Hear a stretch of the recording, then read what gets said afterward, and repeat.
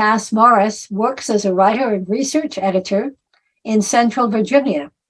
Her debut series, the Aven, am I pronouncing that right? Good. Aven Cycle is a Roman-flavored historical fantasy. She's also one-third of the team behind the Hugo Award finalist podcast, World Building for Masochists. So I need to look at that. She reads voraciously, wears corsets voluntarily, and will beat you at Mario Kart. Go for it, Cass. Hello, everyone. Good evening. I am also participating in the giveaway. I can't remember the details of it, but these lovely people will reaffirm them for you through email and in the chat, I believe. I am reading from Unseen Fire. As was in the intro, this is Roman-flavored historical fantasy. It's late Republic era. A dictator has died, leaving a power vacuum and all sorts of chaos politically in his wake. The characters you're about to meet are Latona, who is a mage of spirit and fire. She has been having her powers have been a little on the fritz since the dictator's death. She's feeling very relieved by his death, and that's sort of causing her powers to burst out unpredictably, and she's a little concerned about that. She meets by chance in the street her friend Sempronius, who is an ambitious senator who has his own plans for Aven. He is noble-minded but ruthless. Latona, it should be noted, has a husband who is not Sempronius. Her husband's a useless crustacean. We hate him. So they have met by chance and they're walking through the streets of the city. He's walking her home, essentially. Sempronius showed a deft ability to navigate the ocean of people, waving off the vendors who approached, each insisting his goods were superior to his neighbors. When a beggar with crooked legs stretched out a hand, however, Sempronius withdrew 2 bronze coins from the pouch at his waist and pressed them into the man's palm. He drew Latona back by the elbow just in time to pull her out of the way of a cavorting pair of street urchins, barreling through the streets with no mind for their surroundings, then guided her around a pile of refuse. A heavily loaded mule approached, prodded along by a bearded driver cursing in an Eastern tongue. When they paused to let it pass, Latona noticed Sempronius appraising their surroundings with a strange, satisfied smile on his face. Chaos. The ordinary, everyday chaos that dictated event in life, but Sempronius regarded it with evident joy, and he allowed himself to indulge in it in a way that Latona envied. I never let myself give in to that. I was always too afraid. Latona felt like she could hear music. And of course, it was all around them, from flautists and a dozen other players hired to draw the attention of passers-by to certain shops. But that was a pleasant cacophony. What Latona sensed ran deeper than that, the melody of the city itself, composed daily by thousands and thousands of souls.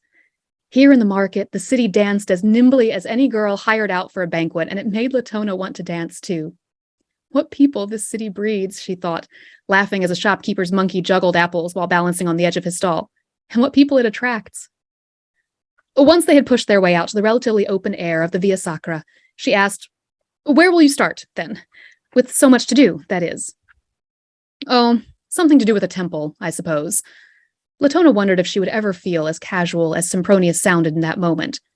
But she also suspected that nothing with him was as offhand as it seemed. "Not as crucial as the grain dole," he continued, "but far more impressive for an opening volley."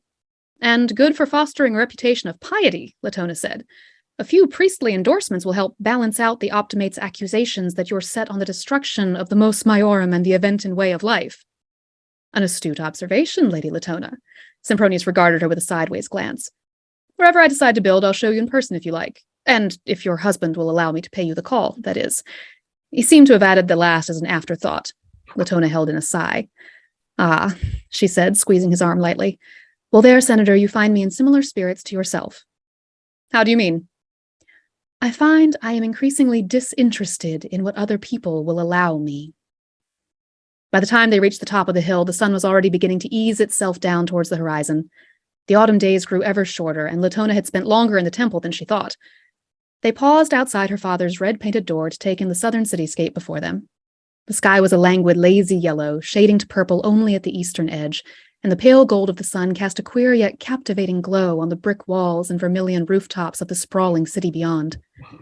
From this vantage, none of the buildings stood at proper angles to each other, but jutted and collided every which way, as though elbowing each other for space, just as their inhabitants did in the streets.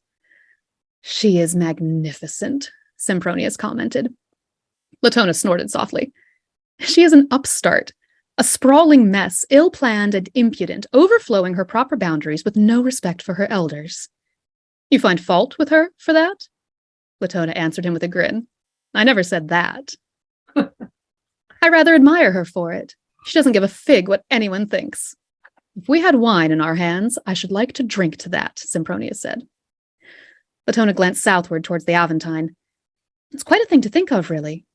From a strand of huts on the riverbank built by fishers, hunters, and thieves, to all this. I've always wondered if Remus chose the land or if the land chose Remus. A grin from Sempronius. A worthy question, my lady. Would Avon be Avon in any other place? Would our people be who we are, had we grown up on Crater Bay or in the Ligurian foothills? I think not. Just as these hills careen into each other and jostle for space, we're a city of those who cannot be content with what we are handed. The thought prickled. The eastern nations, they all sneer at our pretensions, think us nearly as barbaric as the Tennic tribes. Even Chrysos, with fewer than 3 centuries to her name, puts up her nose at unruly Avon. They won't always, Sempronius said, and it sounded more like a vow than like speculation. He turned to meet her eyes, and she saw a steadiness in them as sure as Mount Atlas, as enduring as the seas. Something Latona thrilled to it, resonating with his certainty. This city has a destiny, one I intend to see it reach. The Tyrians scoffed at us once too. No civilization, no matter how great, will have the chance to do so again. Not the fallen Ithacans clinging to their shattered pride, not ancient Abydos, not the so-called king of kings sitting on his gilded throne over there in Parthia. No one will mock what I intend to build. A warm breeze sought to wrap Latona in its pleasant comfort, and yet despite golden light all around and the impressive vista of their tumultuous city spread out before her, Latona found it impossible to perceive anything but Sempronius's eyes, dark and absolute. His frank admittance of his ambitions nudged a nesting ache. It ought to have terrified her, or else it should have made her laugh or question his sanity. No man, no normal, Aventan man would make such a claim, and Latona did have to wonder why he was making it to her. There was no boasting in his voice. This was not the overpuffed rhetoric of a delusional politician. He stated his goals as fact, as if affirming that the ocean was blue or that grapes grew on vines. Something about that plainness not only made the assertion seem impossible to deny, but also reached inside Latona and plucked something out that she had scarcely known was there. I do believe you mean that, she breathed when she found the air for it.